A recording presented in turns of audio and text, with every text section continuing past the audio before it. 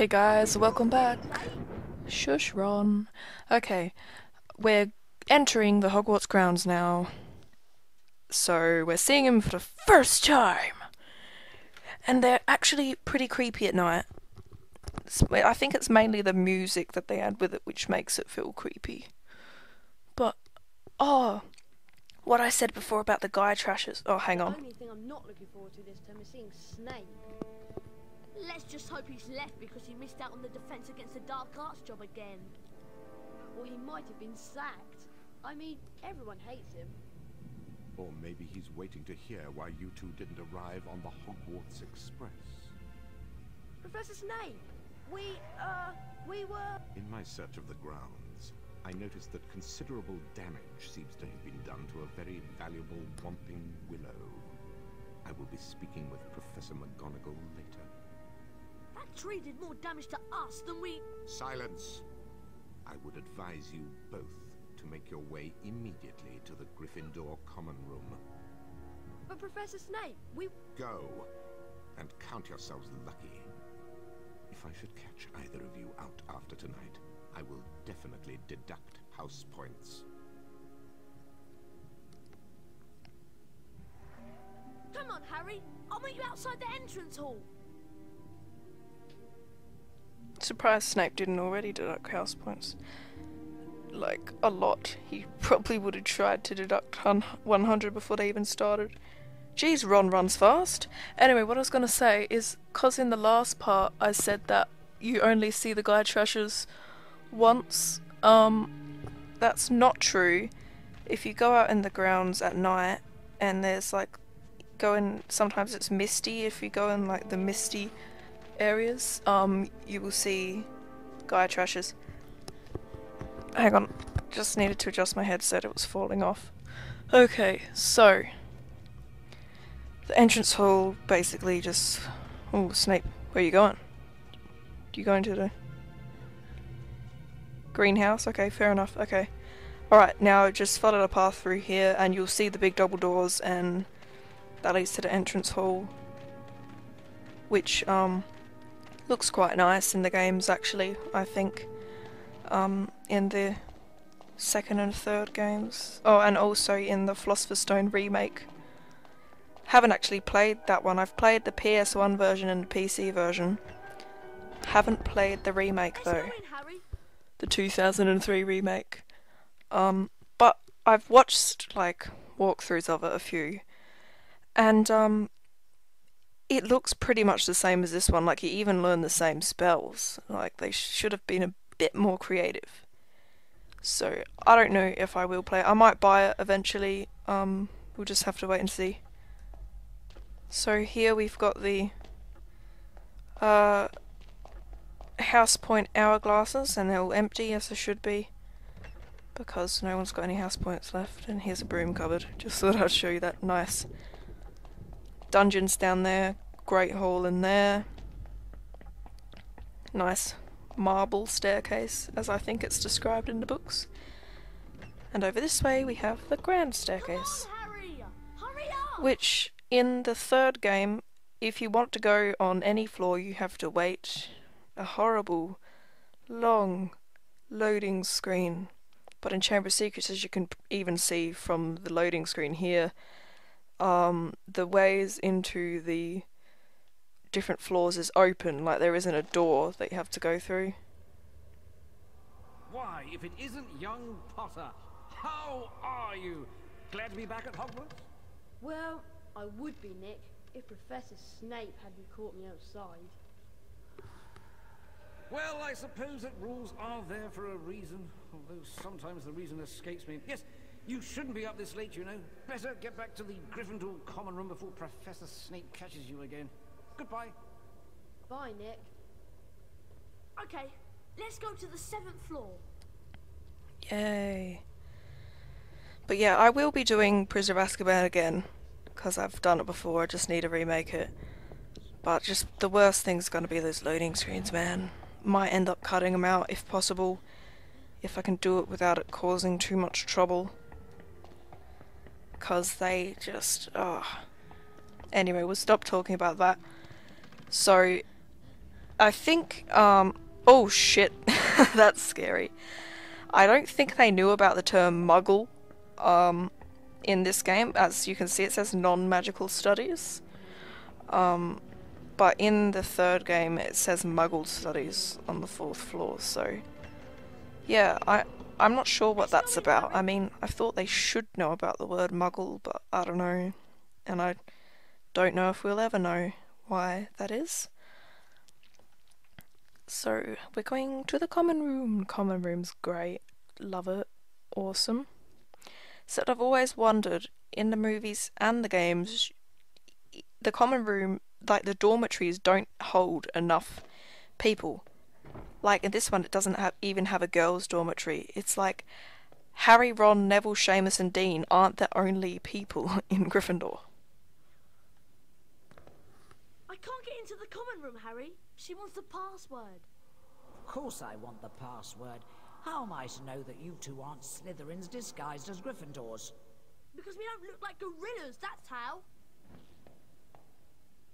There you are.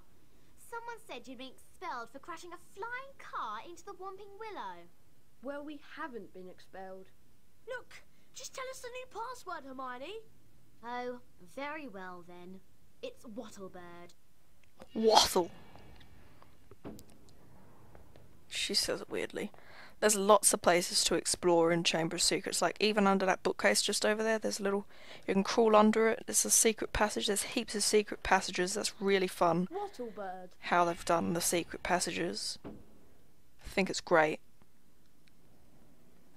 Like, I honestly think the first 3 games are the best. And I even like this cartoony style, I really like it. In the third one it got less cartoony. A lot less. Harry, Fred and George have set up a shop. You can trade all kinds of things with them for spells and really wicked stuff. Wow, I must go and see them. Where are they? Go through that door and through the reading room. There's a portrait on the other side. What's the password? Liberty Gibbet. Oh, and watch out for Percy. He hates being disturbed when he's studying. I'll meet you in the common room later. I know for a fact that that exact same thing happens in the Philosopher's Stone remake. They copied this game for the prequel. It's like really weird. So if you're watching and you've played both, tell me, is it annoying? Like, if you play one and then the other straight after, is it almost like playing the same game, sort of? If you... Oh, shit. No! Come here. Sorry about that. I didn't want to get caught. At least the loading screen's short. That's really clumsy of me, I wasn't paying attention. We'll do much better this time.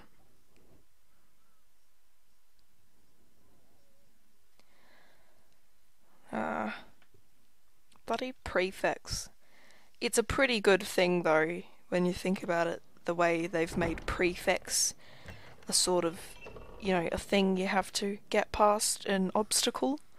It's really clever. And it's in the third game too.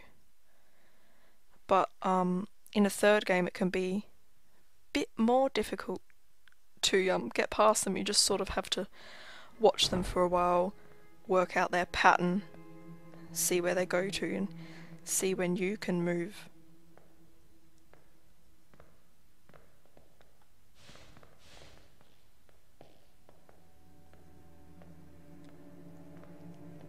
Okay.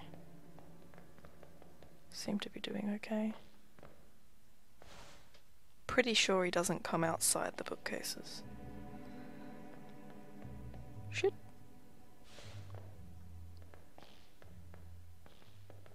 Flibbity Gibbet. Hurry up, Harry. Okay. Here we are in the shop, which is pretty Potter, cool. You finally made it then. Heard about the Ford Anglia. Mum's gonna kill Ron when she finds out. I bet it was worth it to see Snape's face when you landed. Sort of. Anyway, welcome to our shop, Harry. Yes. Feel free to browse our extensive range of wizard wheezes and magical merchandise. Everything priced at reasonable rates and the only currency universally accepted throughout Hogwarts. Bertie Bott's every flavour beans. We're sure there's something here you'll like. Pretty much everything in this shop you can just find around the castle anyway, so unless you're really desperate or you need the last few cards, it's not really worth it, I don't think. Like, some of the stuff you can use to distract prefects, like these balloons, but you can do it without them, sort of thing. Non-explodable luminous balloons? What do they cost? 20 Bertie Bott's every flavour beans. Yeah, you can just distract prefects with spells, so we won't be buying anything now, but we'll have a look around. So there's a wizard card there, and I think there's another wizard card in one of the other cubicles, possibly. And also, you don't have to go back the way you came to get out of here, so you don't have to sneak past Percy again. Well, not as much, because there's a secret passage which leads out from cubicle on the other side. I thought there was a card in one of these, but maybe not. Just double check.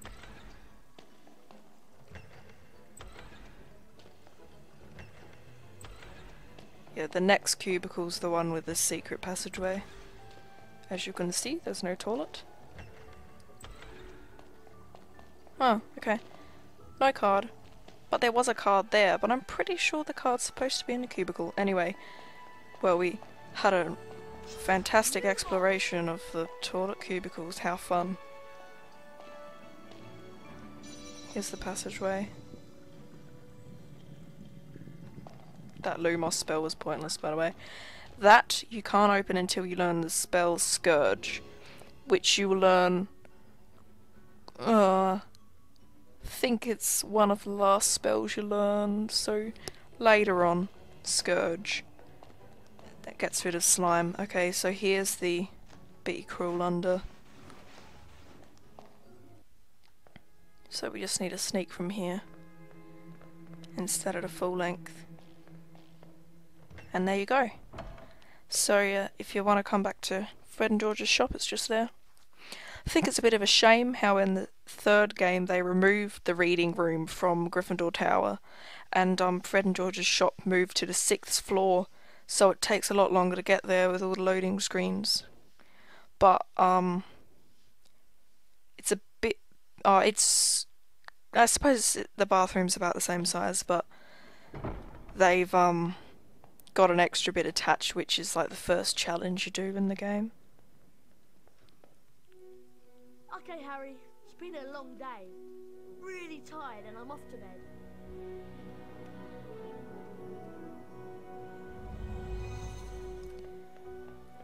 Yes, well, I'm gonna leave it here, guys, and leave it a bit shorter than normal. So in the next part we'll be doing our first lesson, and I'm not sure how much else we'll fit into it, so we'll just wait and see. So I'll see you then.